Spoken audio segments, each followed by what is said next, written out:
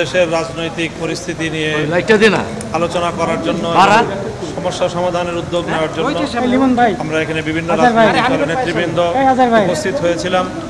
মহামান্য রাষ্ট্রপতির সঙ্গে আমাদের আলোচনা হয়েছে। এতে বিভিন্ন রাজনৈতিক দলের নেতৃবৃন্দ, সশস্ত্র বাহিনীর শীর্ষ নেতৃবৃন্দ, 3 বাহিনী প্রধান সহ তারা উপস্থিত ছিলেন। এখানে বেশ কিছু মৌলিক বিষয়ে সিদ্ধান্ত হয়েছে এবং সেগুলো ইনশাআল্লাহ আমরা আশা করছি যে রাষ্ট্রপতির পক্ষ থেকে জাতির উদ্দেশ্যে ভাষণও আসবে এবং মাননীয় সেনাপ্রধান তার বক্তব্যের মাধ্যমে বিষয়গুলো আসবে। মৌলিক যে বিষয়গুলোতে আমরা আশ্বস্ত হয়েছি তার মধ্যে বড় একটি হলো যে যারা চলমান বৈষম্য বিরোধী কোটা সংস্কার আন্দোলনে যে সকল ছাত্র জনতা সহ যারা প্রাণ হারিয়েছেন সেই সকল শহীদদের জন্য শোক প্রস্তাব গৃহীত হয়েছে এবং তাদের রুহের মাগফিরাত কামনা করে দোয়া এবং মোনাজাত পরিচালনা করা হয়েছে।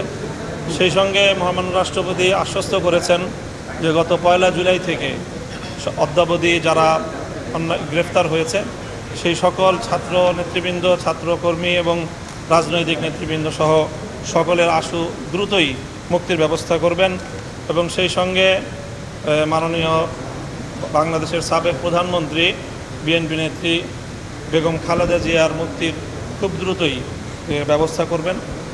সেই সঙ্গে অন্তর্বর্তীকালীন সরকার গঠন করার জন্য আশু উদ্যোগ গ্রহণ করা হবে।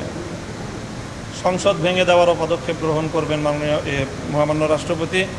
সেই সঙ্গে সবচেয়ে বড় গুরুত্বের সঙ্গে যে বিষয়টি আলোচনা হয়েছে সেটি বর্তমানে দেশে একটি অরাজক পরিস্থিতি বিরাজমান রয়েছে। এই পরিস্থিতিতে দেশকে উদ্ধার করার জন্য, দেশে আইন শৃঙ্খলা পরিস্থিতি স্বাভাবিক করার জন্য, জনগণের জানমালের নিরাপত্তা প্রতিষ্ঠিত করার জন্য কঠোরভাবে পদক্ষেপ গ্রহণ করা হবে এবং সেই ক্ষেত্রে সশস্ত্র বাহিনী যে কোনো পদক্ষেপ নেবে সে জনস্বার্থে সেটাকে আমরা সকলেই স্বাগত জানিয়েছি এবং আহ্বান জানিয়েছি।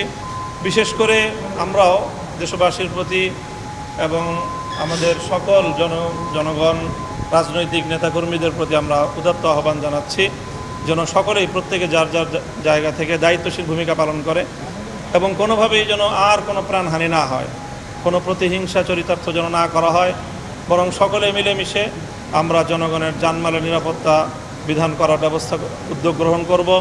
সেই ক্ষেত্রে বিশেষভাবে আমরা অত্যন্ত মর্মাহত যে বেশ কিছু দুঃখজনক ঘটনা সংবাদ ইতিমধ্যে আমাদের কাছে এসেছে। দেশের বিভিন্ন প্রান্তে আইন শৃঙ্খলা রক্ষাকারী বাহিনী, বিশেষ করে পুলিশের উপর অনেক বড় ধরনের বেশ কিছু আক্রমণ হয়েছে।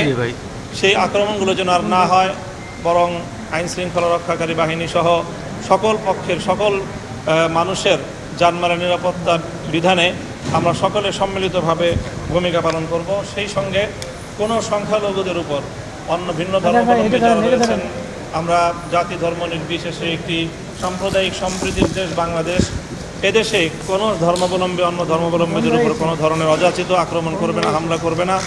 কাজে এই অরাজকতার সুযোগ নিয়ে বা এই বিশৃঙ্খলার এবং এই বর্তমান রাজনৈতিক পট পরিবর্তনের সুযোগ নিয়ে কেউ যেন সেই ধরনের কোনো পদক্ষেপ গ্রহণ করতে না পারে, সেজন্য আমরা বিশেষভাবে সকল দেশবাসীকে আহ্বান জানাচ্ছি। বিশেষ করে রাজনৈতিক নেতৃবৃন্দ যারা রয়েছেন, আমাদের ইমাম সাহেবান যারা রয়েছেন, আলেম ওলামা যারা রয়েছেন, তাদের ক্ষেত্রে একটি অগ্রণী ভূমিকা পালন করতে হবে। সেই জন্য আমরা দেশবাসীর প্রতি, আলেম সমাজের প্রতি বিশেষভাবে আহ্বান জানাবো যে সংখ্যালঘু এবং বিশেষ করে আইন শৃঙ্খলা রক্ষাকারী বাহিনী, পুলিশ সহ অন্যান্যদের জানমালের নিরাপত্তা এবং রাষ্ট্রীয় সকল স্থাপনাগুলো যেন নিরাপদ থাকে সেজন্য আপনারা পদক্ষেপ গ্রহণ করবেন। আর শুরুতেই আমাদের প্রধানমন্ত্রী তিনি পদত্যাগ করেছেন, সেই পদত্যাগপত্র মাননীয় মহামান্য রাষ্ট্রপতি গ্রহণ করেছেন বলে আমাদেরকে তিনি জানিয়েছেন এবং আশ্বস্ত করেছেন এবং এই মুহূর্তে মহামান্য রাষ্ট্রপতির নেতৃত্বে বাংলাদেশ পরিচালিত হচ্ছে। পরবর্তী পদক্ষেপ ইনশাআল্লাহ তাড়াতাড়ি গ্রহণ করুন তারা। এই মোটামুটি আজকে আমাদের আলোচনাগুলো ছিল। এবং ধন্যবাদ মৌলানা মামুনুল হক সাহেবকে, তিনি অনেকগুলো পয়েন্ট কভার করেছেন, তেমন বড় কোনো পয়েন্ট আর বাকি নেই। শুধু একটা কথা এখানে জোরালো দাবি উঠানো হয়েছিল যে দুষ্কৃতিকারীরা যারা আমাদের তরুণ ছেলেদের বুকে গুলি চালিয়ে তাদেরকে হত্যা করেছে তাদের সঠিক বিচার যেন আমরা পাই। মহামান্য রাষ্ট্রপতির পক্ষ থেকে আশ্বস্ত করা হয়েছে যে ইনশাল্লাহ সঠিক বিচার অনুষ্ঠিত হবে। তো আমরা এখানেও আশ্বস্ত। আমরা আরও দাবি জানিয়েছিলাম যে আমাদের ইয়াং জেনারেশন জাতিকে যে নতুন করে পথ দেখালো এবং জুলুমের হাত থেকে আমাদেরকে বের করে নিয়ে আসলো, তাদের সাথে অবশ্যই বসতে হবে, তাদের কথা শুনতে হবে, গুরুত্বের সাথে এইটাকে নিতে হবে এবং তাদের পরামর্শগুলোকে অ্যাকোমোডেট করে আগামী দিনের সিদ্ধান্ত নিতে হবে।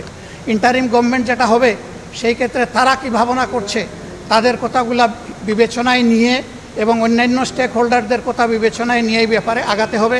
আমরা আশা করি জাতি ইনশাআল্লাহ আগামীতে আশাব্যঞ্জক কিছু পাবে এবং অতীতের বঞ্চনা এবং জুলুমের অবসান হবে ইনশাআল্লাহ। মহান মুনিবের দরবারে শুকরিয়া আদায় করছি। 15-16 বছরের জগদ্দল পাথর আল্লাহ তাআলা আমাদের বুকের উপর থেকে সরিয়ে দিয়েছেন, আলহামদুলিল্লাহ রাব্বিল আলামিন। সমস্ত প্রশংসা আল্লাহ তাআলার।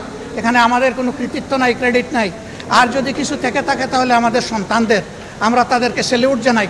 তারা যে সাহসী পদক্ষেপ নিয়েছিল, আল্লাহ তাআলা এই জাতির জন্য, জাতির খেদমতের জন্য তাদেরকে বিশেষভাবে কবুল করুন। আসসালামু আলাইকুম ওয়া রাহমাতুল্লাহ। বিশ্বাস করি এই দেশ আমাদের, এই সম্পদ আমাদের, সরকারের, রাষ্ট্রের প্রত্যেকটা সম্পত্তি বাংলাদেশের জনগণের, এটা কোনো সরকারের নয়। কাজে আমি দেশবাসীর কাছে অনুরোধ করব যে দেখুন, বাংলাদেশের সম্পদকে হেফাজত করুন, আইন শৃঙ্খলা কোনো অবস্থাতেই নিজের হাতে তুলে নেবেন না।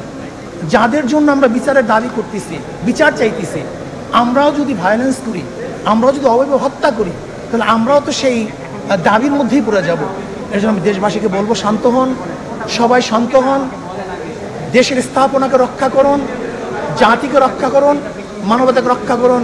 আল্লাহ অবশ্যই আপনাকে, আমাদের সবাইকে, সবাই সম্মিলিতভাবে এই দেশকে করার তৌফিক দান করেন। আমা আলাইনা ইল্লাল বালাগ। আসসালামু আলাইকুম ওয়া রাহমাতুল্লাহ।